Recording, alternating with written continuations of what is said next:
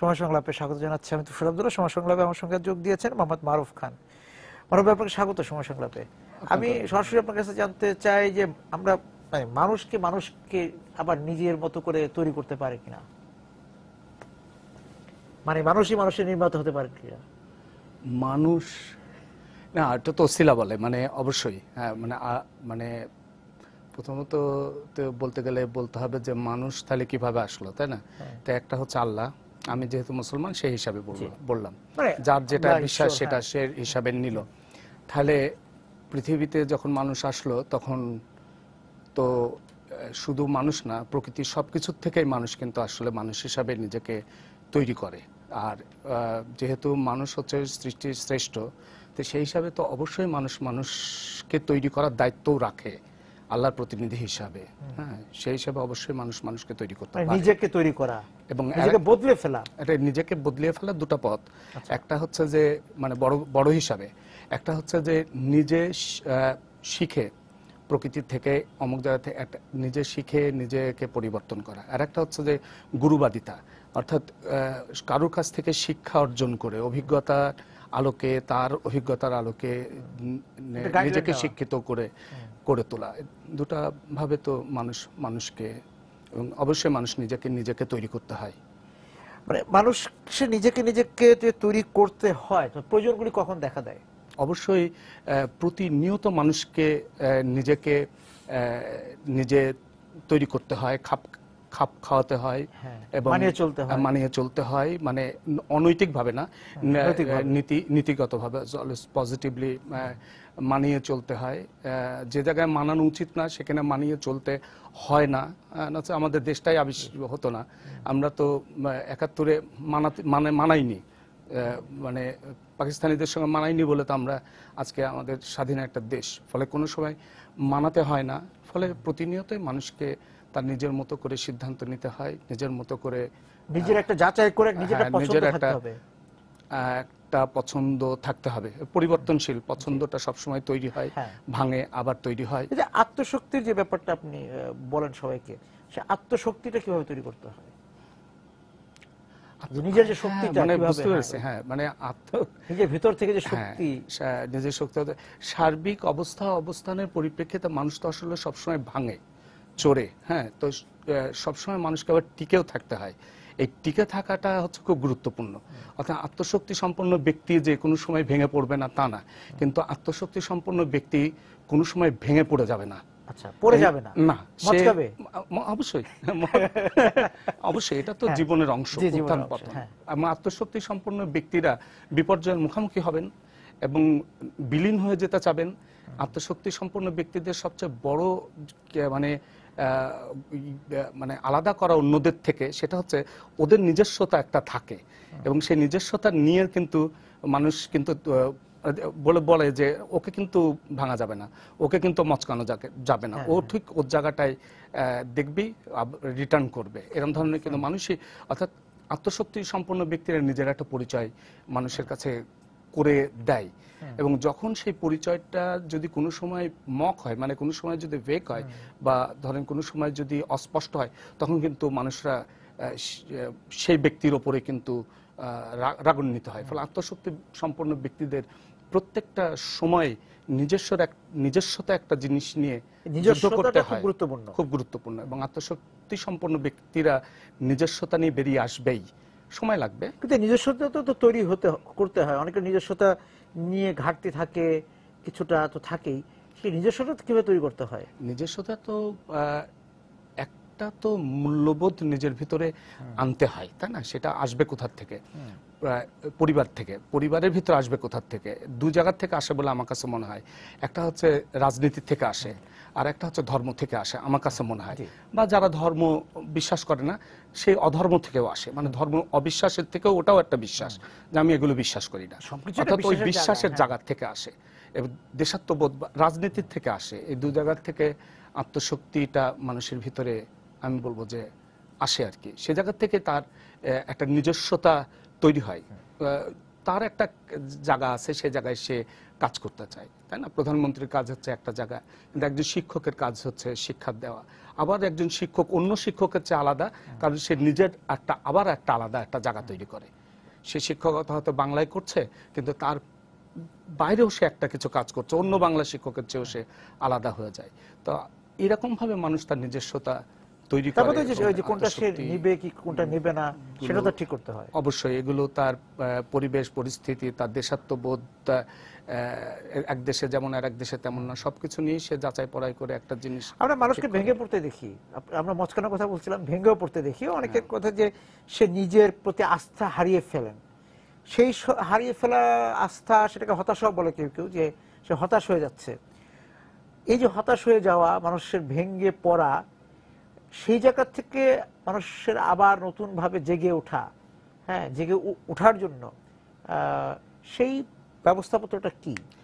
ব্যবস্থাপত্র ভাবে বললে তো কেমন লাগে, তাই না? মানে আপনি যদি একটা পথের কথা বলেন। মানে আমি বলতে পারি যে আমি নিজে একটা বিষয়ের উপরে, আচ্ছা, আমি বাকি মানে এই অংশটা একটু বিস্তারিত নিশ্চয়ই বলবেন। এই যে নিজের প্রতি আস্থা না পাওয়া, এই যে অনেকে আছে যে সে জীবনে একটা লক্ষ্য স্থির করেছিল, সেটা সে পেল না, বাস তারপরে কি সব শেষ?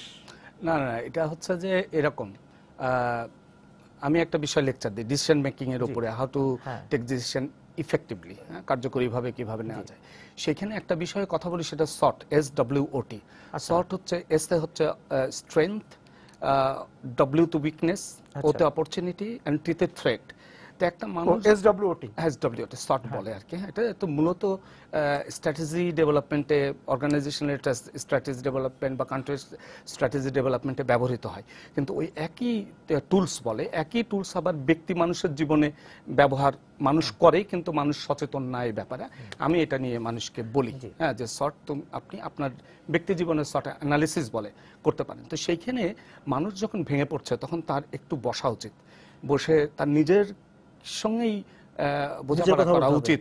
আমার আসলে কি চাচ্ছি, সেই ক্ষেত্রে আমার স্ট্রেংথগুলো কি আছে, আসলে আমি কি কি পারি, আমি কি কি জানি, আবার আমার কি কি অপরচুনিটি, কারা আমাকে এই ক্ষেত্রে হেল্প করতে পারে, কারা আমার বন্ধু প্রতিম আছে যারা আমাকে এই ক্ষেত্রে হেল্প করতে পারে, আর আমার কি কি উইকনেস আছে, মানে এইটা দুর্বলতা, আমি কি কি পারি না, জানি না, ইত্যাদি ইত্যাদি, যেগুলো আমার ডেভেলপ করা দরকার। আর থ্রেট, এইটা অ্যাচিভ করার জন্য আমি যা চাচ্ছি, আমি বারবার সেটা পাচ্ছি না, ভেঙে পড়ছি, সেইটা অ্যাচিভ করার ক্ষেত্রে কেউ কি আমার বাধা হয়ে আছে কিনা, বা আমার ঘরের ভিতরে হতে পারে, বাইরে হতে পারে, রাষ্ট্রে হতে পারে, কেউ পেছন থেকে কোনো কারণে, সেটা জাতীয় কারণ হতে পারে, একদম সামান্য পারিবারিক কারণে, একদম ব্যক্তিগত, এবং ইভেন নিজের ভেতরেও একটা এমন উইকনেস আছে, হ্যাঁ, ওটা উইকনেস বলে। অন্য যখন টেনে ধরে ওটাকে থ্রেট বলে, নিজেরটাকে উইকনেস বলে। তো উইকনেসটাকে মানে বের করা, এবং সেই জায়গায় যদি কাজ করা হয়, মানুষকে আসলে প্রতিনিয়ত আসলে সংগ্রাম করতে হয়। মানুষকে কোনো সময় মানে মানুষকে একদম সব সময় মনে রাখা উচিত মানুষ শ্রেষ্ঠ জীব, এবং মানুষের ব্রেনটা এটা আল্লাহ অসাধারণ একটা জিনিস। অর্থাৎ সবসময় নিজের একটা অসম্ভব একটা শক্তি এই মানুষ, সে তাকে যেন সবসময় ব্যবহার করে। আমি নিজে যে পাওয়ার হাউস, হ্যাঁ, নিজে একটা পাওয়ার হাউস, এবং বললাম তো অপরচুনিটিস আছে, অন্যরাও আছে তাকে হেল্প করার, সহযোগিতা করার জন্য। এইগুলো নিয়ে যদি সে আগায়, তাহলে তার কিছু একটা অভিজ্ঞতা হবে, সেই অভিজ্ঞতা থেকে আবার হয়তো কিছু ভুল হবে, আবার সে হয়তো যাকে অপরচুনিটি ভেবেছিল সে আসলে থ্রেট, হয়তো তার ভুল হয়েছিল বুঝতে, তাহলে সে আইডেন্টিফাই করলো, তখন সে আবার অপরচুনিটি খুঁজলো, উইকনেস গুলো আরো এক্সপ্লোর করলো, সেইভাবে একটা ব্যবস্থাপত্র। এটা মানে আমার না, এটা সারা পৃথিবীতে SWOT, কিন্তু সারা পৃথিবীতে ম্যানেজমেন্ট একটা টুলস, এটা বিশ্ববিদ্যালয়ে পড়ানো শুধু হয় না, এটা অ্যাপ্লাইড একটা টুলস, কিন্তু সারা ওয়ার্ল্ডে ব্যবহার করা হয়। SWOT মানুষ অ্যানালিসিস করতে পারে, সর্বসময়ই SWOT অ্যানালিসিস করে চলতে পারে, তাহলে সে একটা ব্যবস্থাপত্র নিজের ভেতর থেকে পেতে পারে। ভেঙে পড়া এটা বাস্তবতা, কিন্তু ভেঙে পড়ে যাওয়া উচিত না। এবং মানে একটা মানুষ ইসের মতোই, নদীর মতো, মানে এই জমিনের মতোই বারবার ভেঙে যেতেই পারে, ভাঙন আসতেই পারে। হ্যাঁ, এবং আসলে আরেকটা জিনিস আমরা না মানে সবসময় মনে করি যে সবকিছু আমাদের ফেভারে থাকবে, একটা বেড অফ রোজেস হবে, আসলে না, নদীর মতোই। পুষ্প বিছানা না, না না, আসলে নদীর মতো জীবনটা, যে একটা প্রবাহিত মানে হ্যাঁ, যেখানে আপনি দুটো ভাবে দেখা যেতে পারে। এক, নদীর এই পানি এখানে থাকে না, ও প্রবাহিত হয়ে চলে যেতে থাকে, ওই পানি স্থানান্তরিত হয়, সেখানে নতুন অভিজ্ঞতা, অর্থাৎ জীবনের একটা নতুন অভিজ্ঞতা। আর একটা, এই জায়গায় নতুন পানি বারবার আসে। আমি যদি একটা জায়গাকেই কল্পনা করি, তাহলে এই জায়গায় আবার নতুন পানি, আমি দাঁড়িয়ে থাকছি, আমার জীবন, আমি এই জায়গায় আছি, কিন্তু সমস্ত কিছুই পরিবর্তন হয়ে যাচ্ছে, আমার আশেপাশে মানুষগুলো পরিবর্তন হয়ে যাচ্ছে, ভ্যালুস গুলো পরিবর্তন হয়ে যাচ্ছে, ইত্যাদি ইত্যাদি। সবচেয়ে মুশকিল হয় যেটা, ভ্যালুস পরিবর্তন বলতে মানুষ মনে করে যে অনেক কিছু খারাপ জিনিস ভ্যালুজ এর ভিতরে চলে আসে।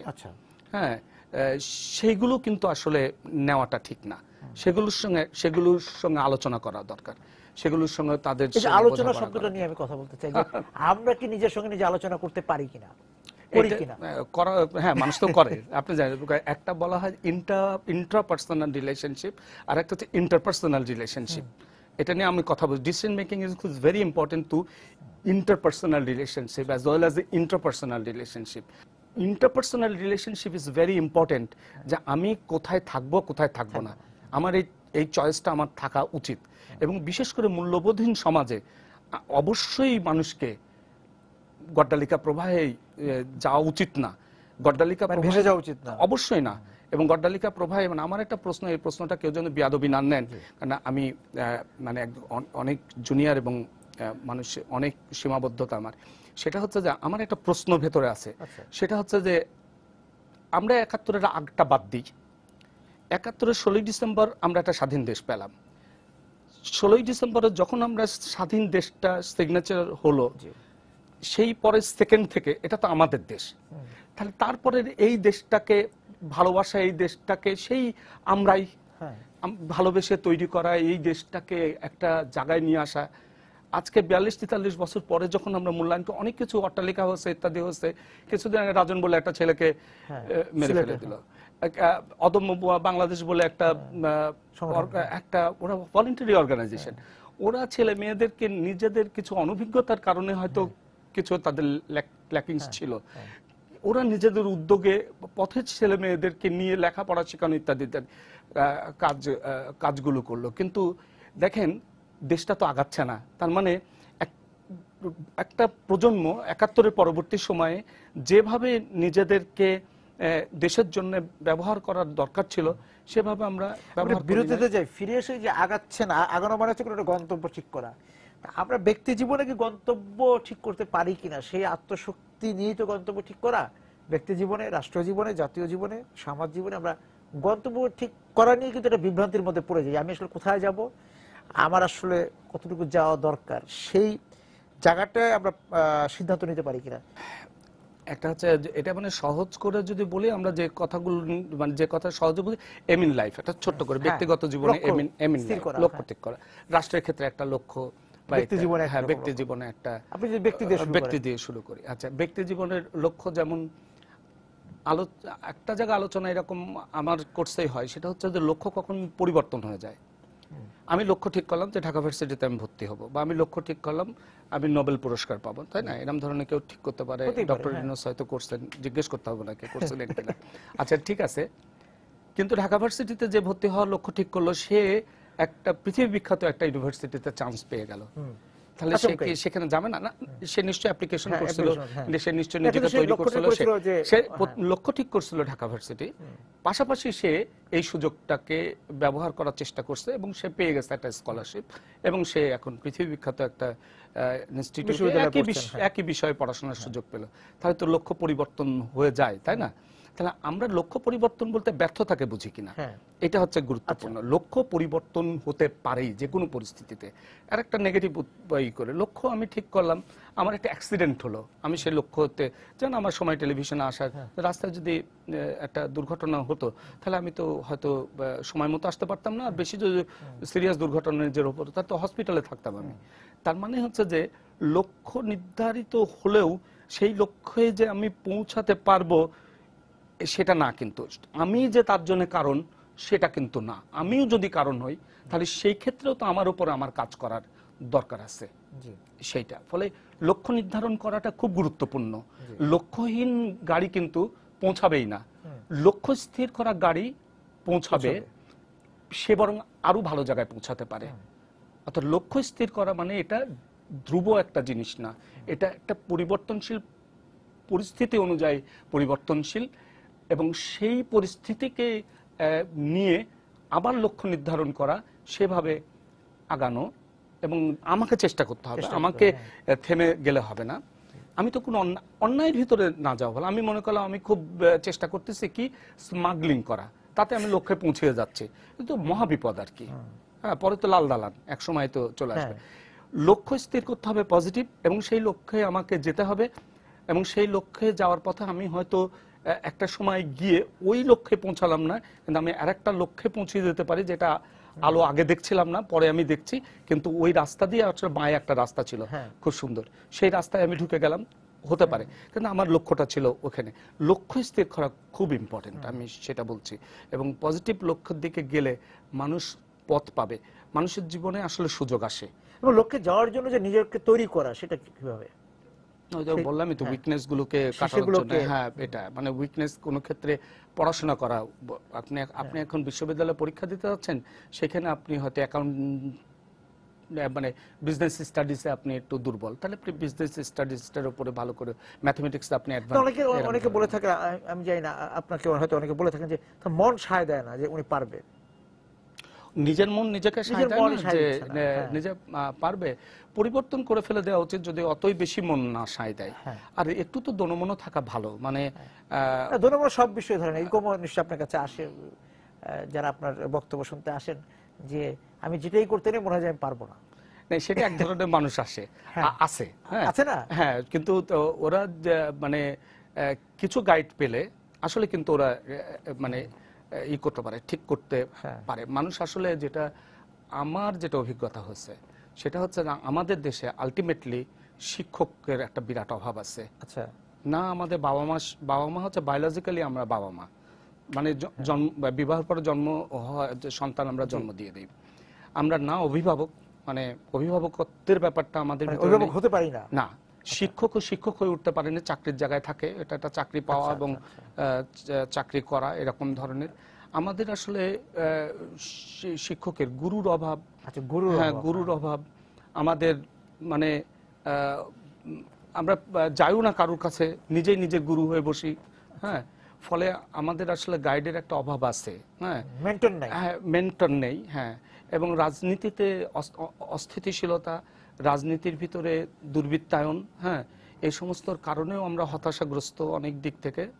কিন্তু মনে রাখা ভালো যে কয়েকটা জিনিস আমাদেরকে আসলে পথ দেখাতে হবে, সেটা হচ্ছে রাজনীতি, হ্যাঁ, এবং ধর্ম, এগুলো আমাদের কিন্তু পথ দেখাতে হবে। আর আরেকটা হচ্ছে পরিবারে একটা সুষ্ঠু ব্যবস্থাপনা, সেটা আমাদের ছোট জায়গা দেখাতে হবে।